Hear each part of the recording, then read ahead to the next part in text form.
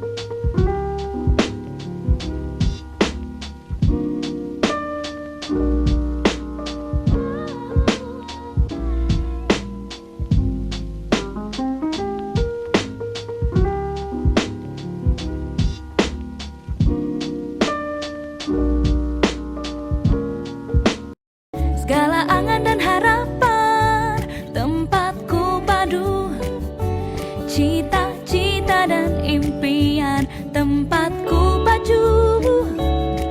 Setiap langkah yang berarti tetap menyatu dalam hasrat dan tujuanku selalu.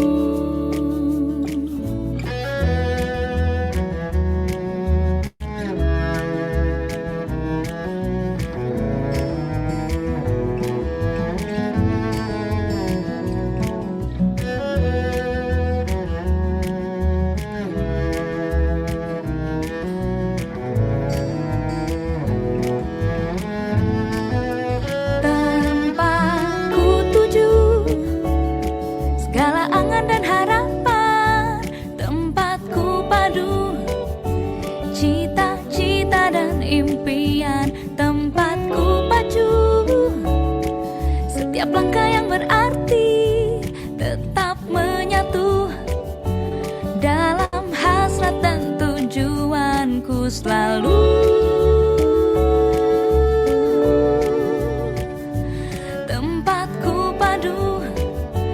cita-cita dan impian, tempatku pacu. Setiap langkah yang berarti tetap menyatu dalam hasrat dan tujuanku selalu.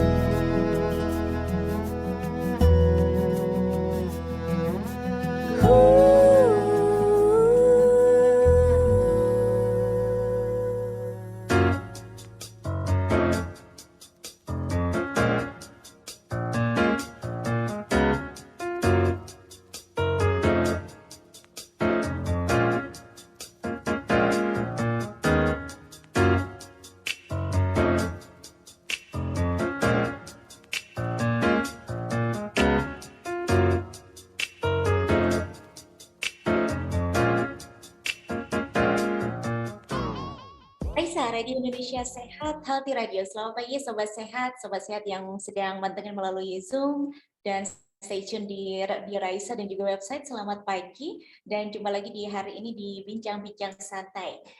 Sobat Sehat mungkin pagi-pagi sudah mandi, udah siap-siap nongkrong di Raisa Radio. Dan Sobat Sehat, pernahkah Anda mengalami tiba-tiba pusing parah, lalu mual? Nah, jangan-jangan itu salah satu gejala hipertensi atau tekanan darah tinggi.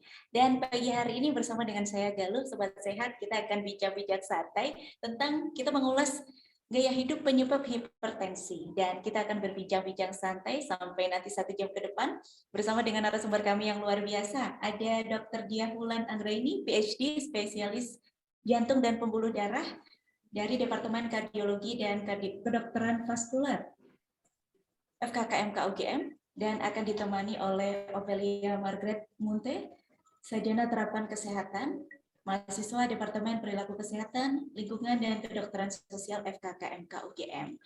Baik, silakan Sobat Sehat bergabung, menyimak, barangkali ada sesuatu yang ingin ditanyakan, boleh nanti bergabung. Kepada Mbak Ovel, kami persilakan. Baik, terima kasih Mbak Galuh dan teman-teman Raisa Radio yang sudah memberikan kesempatan bagi kami untuk bisa berbincang-bincang santai pada pagi hari ini. Sebelumnya saya mau nyapa Sobat Sehat dulu nih yang sudah bergabung di Raisa Radio. Selamat pagi untuk semua Sobat Sehat, masih semangat ya. Dan Sobat Sehat harus tetap semangat untuk menjalankan aktivitas hari ini.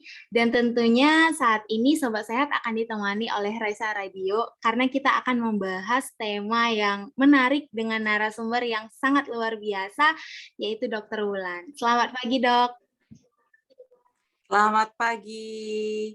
Sehat ya, Dok, pada pagi hari ini? Sehat, alhamdulillah. Selamat pagi semuanya. Selamat pagi juga teman-teman yang ada di rumah. Iya, oke Dok. Nah Dok, hari ini kita kan akan membahas tentang gaya hidup penyebab hipertensi. Dan juga dokter sudah ahli dalam menangani hipertensi. Dan pastinya dokter memiliki pengalaman yang luar biasa banyak mengenai topik hari ini. Jadi kita mau ajak dokter nih untuk ngobrol-ngobrol santai. Nah, tadi seperti yang disampaikan Mbak Galuh nih, Sobat Sehat. Kalau misalnya Sobat Sehat ada pertanyaan yang ingin ditanyakan mengenai topik hari ini, boleh ditulis di kolom chat atau bisa raise hand juga nantinya. Nah, Dok, kan tema hari ini mengenai gaya hidup penyebab hipertensi nih, Dok. Sebelum ke situ, saya mau tanya terlebih dahulu ke dokter, sebenarnya hipertensi itu apa sih, Dok? Monggo, Dok.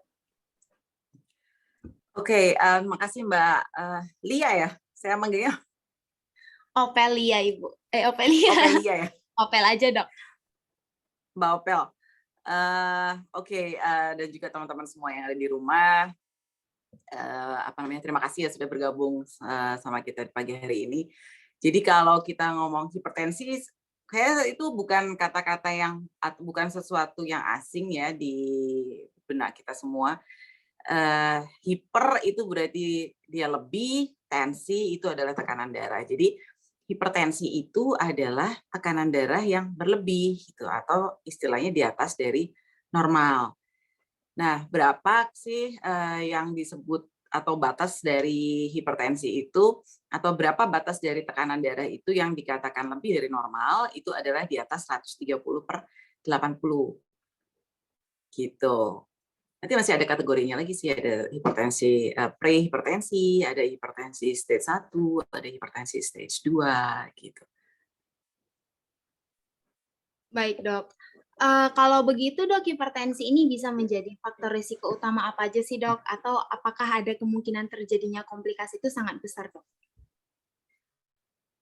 Hipertensi sendiri sebetulnya salah satu resiko ya. Oh, sebelum kita masuk ke situ, apa namanya, mungkin bisa saya sampaikan sedikit bahwa sebenarnya di tubuh itu tensi itu kan tekanan darah kan, dan dia adalah komponen yang dibentuk salah satunya akibat kekakuan atau akibat gerakan dari pembuluh darah yang besar. Nah, di tubuh itu ada 2 macam pembuluh darah besar, sebetulnya pembuluh darah yang ke sistemik dan pembuluh darah ke paru. Dan ini kedua-duanya bisa mengalami hipertensi. Gitu. Jadi hipertensi di sini sebenarnya ada yang hipertensi sistemik, itu adalah hipertensi yang sudah biasa semua orang pahami, di mana kalau kita melakukan pengukuran tekanan darah yang biasa kita lakukan umumnya itu di lengan, itu adalah hipertensi sistemik. Tapi kalau itu mengenai pembuluh darah paru, namanya berarti hipertensi paru atau hipertensi pulmonal. Nah, untuk pagi ini kan kita membicarakan tentang hipertensi sistemik ya Mbak Opel. Jadi kembali tadi pertanyaan dari Mbak Opel, hipertensi sendiri sebetulnya adalah dia merupakan salah satu faktor resiko. Gitu. Faktor resiko terhadap apa? Faktor resiko ya terhadap penyakit-penyakit lain yang terkait di mana mekanismenya itu salah satunya bisa disebabkan oleh karena hipertensi. Contohnya penyakit, terutama penyakit-penyakit vaskuler ya, apakah itu cerebrovaskuler, ataukah itu kardiovaskuler, atau itu dia perifer vaskuler. Jadi kalau cerebrovaskuler kita mengenal ada yang teman-teman sering jumpa itu pasien dengan stroke. Jadi dia merupakan faktor risiko terhadap stroke. Kemudian dia juga bisa menjadi salah satu faktor risiko dari pecahnya pembuluh darah otak. Jadi di sini yang kita sebut sebagai stroke perdarahan. Bisa juga dia menjadi faktor risiko dari penyakit-penyakit kardiovaskuler. Contohnya apa? Ya penyakit jantung koroner, apakah itu penyakit jantung koroner yang stabil, kemudian serangan jantung, kemudian penyakit perifer lain ya, misalnya adalah penyakit di sumbatan atau pembuluh darah kaki. Ini hampir mirip mekanismenya dengan penyakit jantung koroner, tapi dia terjadinya di pembuluh darah perifer yang lain, misalnya paling sering di kaki. Gitu. Jadi ada kekakuan pembuluh darah kaki, kemudian ada sumbatan atau aterosklerosis di pembuluh darah kaki. Ini juga hipertensi menjadi salah satu faktor risiko itu. Kemudian bisa juga penyakit vaskuler yang terjadi di ginjal, sehingga seseorang bisa menderita sakit ginjal, baik itu akut maupun itu kronis. Ini hipertensi bisa menjadi salah satu faktor risiko untuk itu. Gitu Mbak Opel. Jadi memang dia kadang-kadang silent ya. Silent itu dalam artian orang tidak bisa merasakan gitu bahwa dia ternyata memiliki hipertensi atau tekanan darah yang di atas normal. Dan ini sadar itu mungkin ketika seseorang itu at random dia melakukan pemeriksaan kemana gitu ya misalnya, atau dia memang terjadi suatu kejadian misalnya tiba-tiba stroke atau tiba-tiba terdiagnosis penyakit jantung koroner atau terdiagnosis atau malah mengalami serangan jantung, nah baru ketahuan ternyata tensinya tinggi. Gitu. Baik dok, berarti kalau bisa saya rangkum, hipertensi ini kan tadi tekanan darah tinggi, nah yang bisa mengakibatkan berbagai komplikasi ya dok, komplikasi kesehatan Betul. yang tentunya membahayakan nyawa. Sekaligus itu bisa meningkatkan risiko terjadinya penyakit jantung, kemudian sakit ginjal akut ataupun kronis, ya. Stroke, bahkan bisa jadi kematian ya dok? Iya, kalau itu komplikasi stroke yang berat ya, misalnya dia tekanan darah hipertensi yang mendadak tinggi, kemudian terjadi pecah pembuluh darah otak, Nah, ini bisa menjadi fatal. Atau kalau serangan jantung, itu juga bisa menjadi fatal. Seperti itu. Nah, Dok, tadi dokter kan ada juga menyinggung kelihatannya baik-baik saja, sehat-sehat saja, tetapi ternyata terkena hipertensi. Mengingat juga hipertensi ini bahaya gitu, Dok. Sebenarnya kita yang terlihat sehat-sehat ini gejala yang biasa-biasa aja yang bisa menyebabkan hipertensi itu seperti apa aja ya, Dok? Itu tadi ya, sering-sering dia tanpa gejala.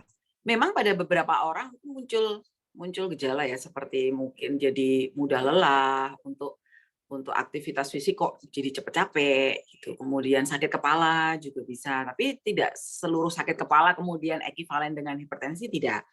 Tapi kalau mengalami tensi yang tiba-tiba mendadak tinggi bisa saja sakit kepala. Sehingga kenapa? Karena dia sebetulnya sering tidak bergejala, maka ya paling ideal itu kita melakukan deteksi dini. Kan toh pemeriksaan tekanan darah sistemik itu kan sangat mudah. Tinggal dilakukan begitu saja ya, pasang mansetnya di lengan, kemudian ukur tensinya. Gitu. Jadi kita seyogyanya atau sebaiknya atau bahkan mungkin malah harus kita melakukan pengecekan tekanan darah sistemik ini secara berkala. Gitu. Baik, Dok. Kalau begitu, Dok, kapan sih waktu yang tepat untuk memeriksa tekanan darah ini? Apakah ada memang program wajib, misalnya berapa kali minimal dalam selang tahun gitu, Dok, untuk mengecek tekanan darah?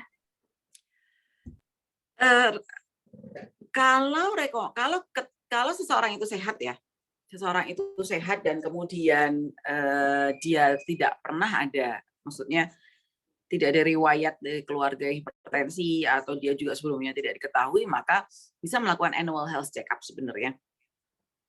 Setiap tahun itu kita dilakukan annual health check-up yang meliputi juga tentunya pemeriksaan fisik standar dan juga pemeriksaan laboratorium yang lain. Dan semakin bertambahnya usia oleh karena kekakuan pembuluh darah, maka seseorang itu trennya memang tekanan darah itu akan meningkat. Nah, untuk cut off point umur berapa ini memang tidak ada bahwa jadi misalnya bahwa di usia lebih dari 30 pasti tensinya itu kalau dia bakat hipertensi pasti tensinya tinggi gitu, enggak. Jadi tidak ada cut off point tertentu. Itulah mengapa maka kalau dari seorang yang sehat setiap tahun idealnya kita melakukan annual health check-up. Tapi kalau memang seseorang itu dia mengalami hipertensi, maka kita perlu lebih rigid lagi atau lebih frekuent lagi kita melakukan follow up atau monitoring dari tekanan darah. Kalau dia terkontrol, misalnya terkontrol dengan modifikasi gaya hidup, maka ya bisa dilakukan setiap bulan sekali untuk dilakukan pemeriksaan tekanan darah ini. Tapi kalau dia istilahnya tidak terkontrol, apakah itu dengan modifikasi gaya hidup atau dia dengan obat-obatan, maka kita perlu lebih sering lagi untuk melakukan evaluasi tekanan darah itu.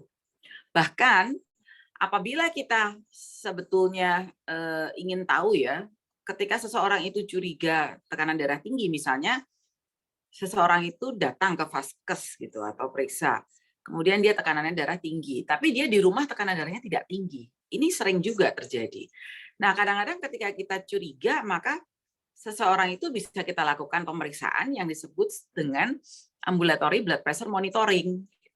Jadi, dalam 24 jam kita pasang sebuah alat dengan telemetri dan kita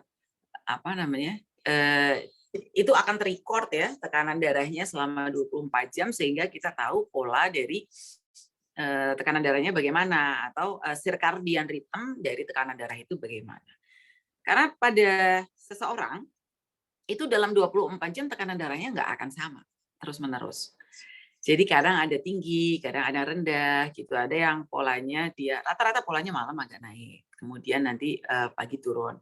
Atau ada juga yang modelnya siang naik, malamnya turun. Jadi tinggal kita lihat pola circadian seseorang itu bagaimana dan kemudian variabilitas itu bagaimana. Karena yang menentukan yang lebih ya yang disebutkan sebagai lebih beresiko itu adalah apabila variabilitas blood pressure dalam 24 jam itu terlalu tinggi antara yang tinggi dengan yang rendahnya. Itu kalau dia gapnya terlalu tinggi, maka dia lebih beresiko dibanding mereka yang relatif circadian rhythm-nya itu atau variabilitasnya itu narrow gitu atau pendek.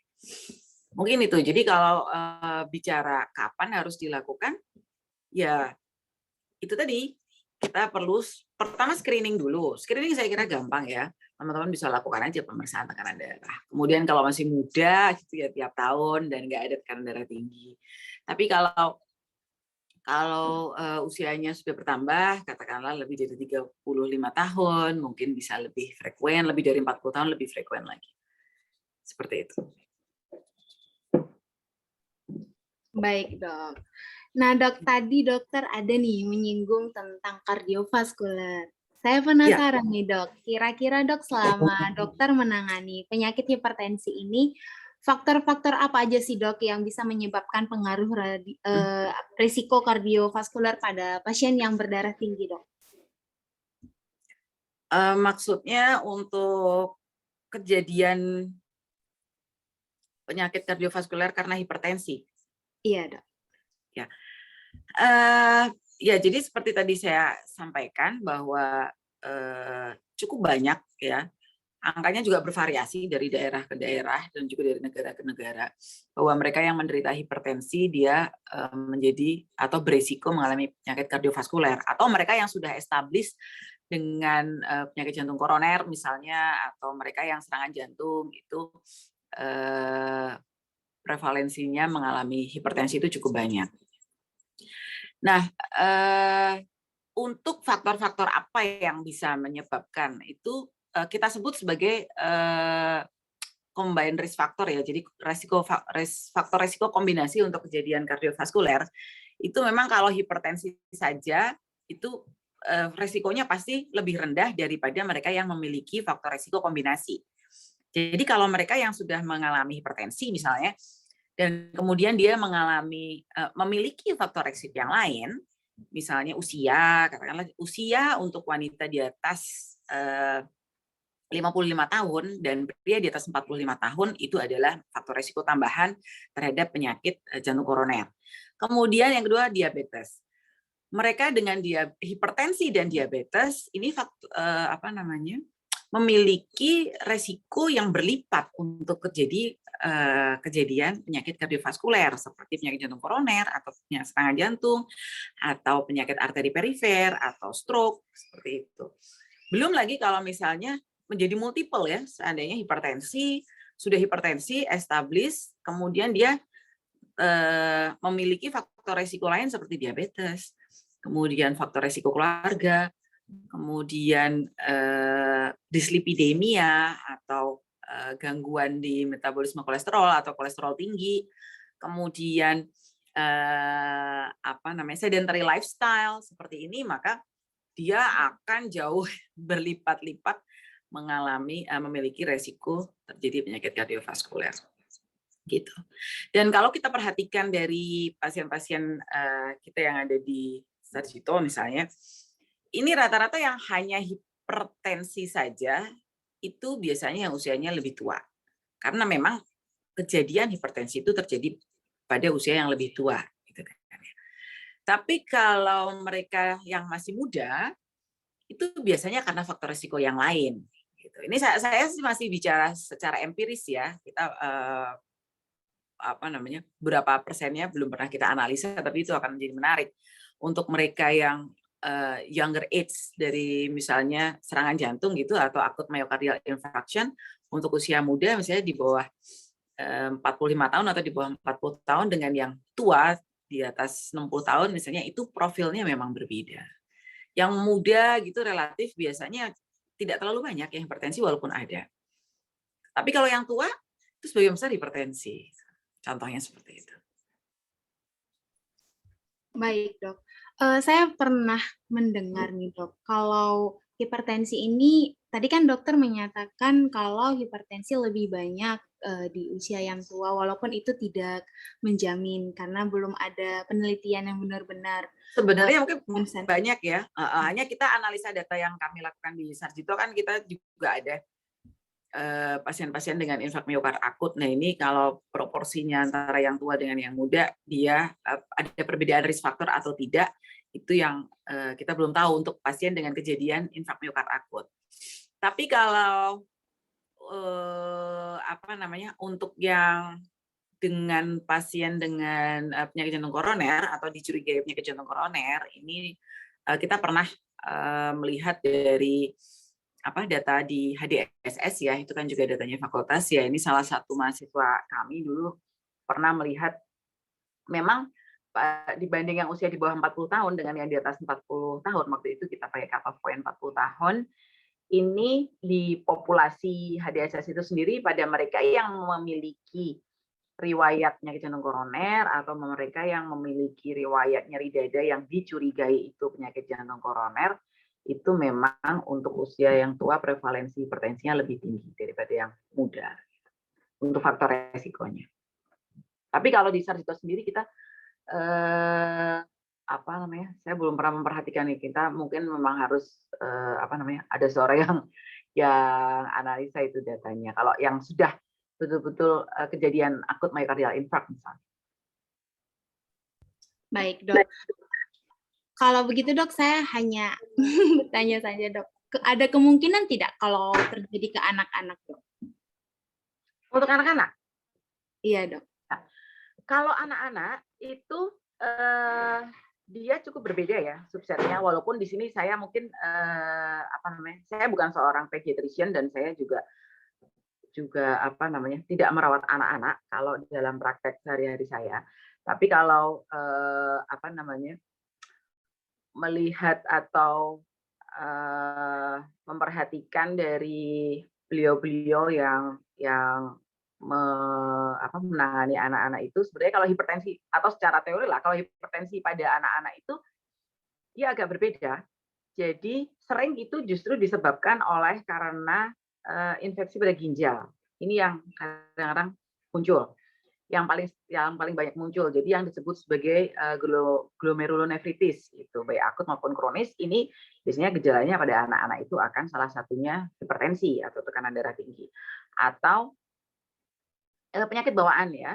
Ada suatu kelainan jantung atau kelainan pembuluh darah bawaan yang disebut sebagai koartasio aorta. Nah, koartasio aorta ini adalah penyempitan di aorta, biasanya itu adalah di aorta descendens, setelah arcus aorta ya, ini saya bicaranya agak pakai bahasa anatomis sedikit.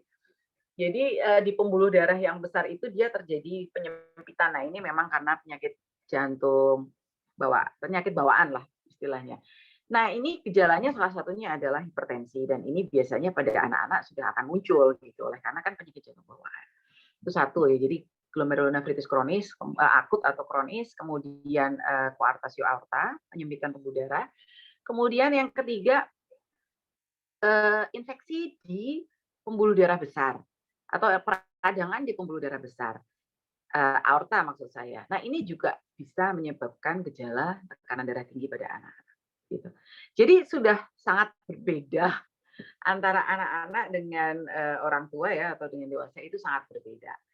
Kalau udah tua gitu, dia biasanya karena proses degenerasi, karena usia, jadi pembuluh darahnya sudah mulai kaku, sudah terjadi sklerosis, ada perubahan dari jaringan pembuluh darah sehingga elastisitasnya berkurang. Nah, ini yang menyebabkan kenapa tekanan darahnya tinggi pada orang tua.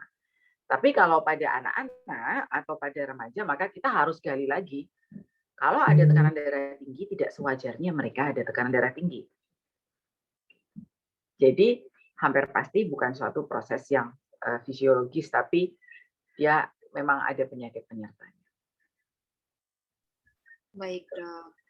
Nah, Dok, mengingat bahayanya hipertensi ini, terus tadi dokter juga ada menyampaikan bahwa hipertensi ini ada tiga bentuk ya, Dok. Nah, itu Dok, masing-masing bahayanya, tingkatan bahayanya itu bagaimana ya, Dok? Terus untuk tensinya sendiri tuh gimana, Dok? Oh ya, Jadi ada yang hipertensi itu dikategorikan lagi, ada yang hipertensi prehipertensi, kemudian hipertensi stage 1 dan hipertensi stage 2. Jadi untuk tekanan darah 130 sampai 139 dengan 80 sampai 89 mendekati 90 lah, itu adalah prehipertensi. Kemudian 140 per 90 sampai sistoliknya 160 itu adalah hipertensi stage 1, kemudian di atas sistolik 160 itu adalah hipertensi stage 2. Nah, untuk geriatri ya, yang usia di atas 55 tahun ini memang cut-off point-nya adalah 140 per 90. Nah, kemudian bicara tentang resiko, ya tentunya mereka dengan hipertensi stage 2 atau istilahnya adalah yang uncontrolled itu dia tentunya resikonya jauh lebih besar dibandingkan mereka yang prehipertensi. Sudah banyak sekali itu publikasi studi-studi yang menghitung tentang itu, dan kenapa ada klasifikasi prehipertensi oleh karena prehipertensi ini pun mereka dengan prehipertensi ternyata dia juga memiliki resiko yang lebih daripada mereka dengan tekanan darah yang normal. Hanya kenapa kemudian dibuat klasifikasi oleh karena itu akan berhubungan dengan tata laksana. Jadi untuk prehipertensi maka tata laksananya adalah dengan modifikasi gaya hidup. Sehingga tidak perlu ada intervensi medikamentosa. Jadi cukup intervensi modifikasi gaya hidup. Tapi kalau nanti sudah masuk di hipertensi stage 1, bahkan kalau sudah hipertensi stage 2, maka ini perlu kita lakukan intervensi berupa modifikasi gaya hidup plus intervensi medikamentosa. Nah, nanti medikamentosanya apa? Itu tergantung dari itu tadi, apakah hipertensi stage 1 atau hipertensi stage 2. Jadi kalau hipertensi stage 1 mungkin kita masih gunakan monoterapi atau single antihipertensi, tapi kalau stage 2 kita mungkin sudah harus menggunakan dual atau kombinasi antihipertensi, apakah itu dual ataukah triple, tergantung dari evaluasi. Seperti itu. Nah, bagaimana kita mendiagnosis tadi mungkin agak kelewatan juga. Hipertensi tidak semata-mata kalau kali ternyata tekanan darahnya kok 150 per 90 misalnya langsung terdiagnosis hipertensi, itu juga tidak gitu. Jadi diagnosis hipertensi itu bisa kita tegakkan apabila kita melakukan pengukuran tekanan darah pada 2 kali pengukuran yang berbeda dengan alat yang sama. Ada 2 kali pengukuran dalam waktu yang berbeda dengan alat yang sama, dan setelah kita melakukan atau kita resting selama 15 menit ya. Jadi kalau misalnya ini katakanlah saya habis naik tangga ke lantai 3 kemudian dilakukan pengukuran tekanan darah, ya pasti naik. Jadi kalau kita habis aktivitas atau kita habis jalan ya kita resting dulu, istirahat dulu 15 menit baru kita lakukan pengukuran. Nah, itu baru nanti diagnosis hipertensi akan bisa ditegakkan. Iya, Dok. Saya juga pernah tuh waktu pengukuran hipertensi, Dok. Jadi kayak buru-buru untuk waktu mengukur tekanan darah. Jadi dokternya menyampaikan jangan terlalu buru-buru, tenangkan diri karena itu bisa jadi mengganggu hasilnya gitu ya, Dok. Ya. Nah, Dok, sebelum kita untuk lebih lanjut lagi nih, Dok, mungkin kita mau break dulu. Nah, saya kembalikan ke Mbak Galuh. Baik, terima kasih Mbak Ovel. Mohon izin Dr. Wulan, kita break dulu. Kalau mau ngujuk-ngujuk dulu, minum-minum dulu. Oke. Kita akan break dulu. Satu lagu akan menemani kita dalam bincang-bincang santai edisi kali ini dari Unmesh dengan lagunya Senyumlah di Raisa Radio.